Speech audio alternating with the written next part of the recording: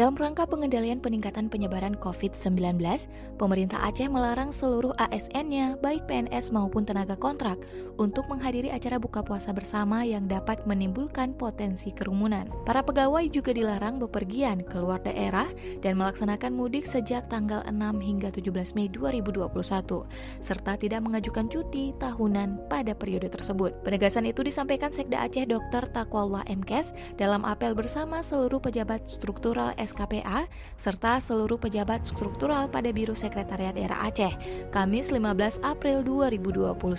Sekda mengatakan para pejabat akan diberikan sanksi jika dirinya dan ada staf yang melakukan kegiatan yang dilarang tersebut. Hal itu penting sebagai bentuk ikhtiar bersama mencegah penyebaran COVID-19. Larangan menghadiri halal bihalal dan buka puasa bersama itu tertuang dalam Instruksi Gubernur nomor 5/INSTR/2021.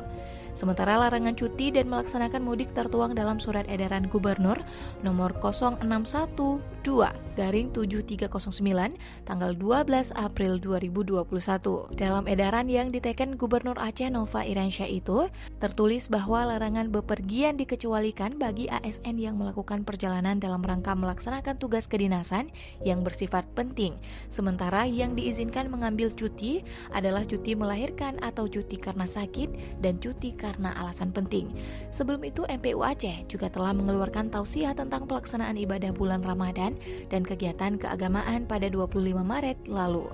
Dalam surat itu, MPU meminta pemerintah Aceh untuk menciptakan situasi dan kondisi yang aman, nyaman, dan tenang agar masyarakat khusyuk dalam melaksanakan ibadah Ramadan. Forkopimda Aceh juga telah mengeluarkan seruan bersama tentang penyemarakan syiar Ramadan sesuai dengan protokol kesehatan COVID-19. Seruan yang diteken bersama oleh seluruh pimpinan Forkopimda itu berisi 10 poin yang menyasar berbagai pihak, mulai pegawai negeri hingga pelaku usaha.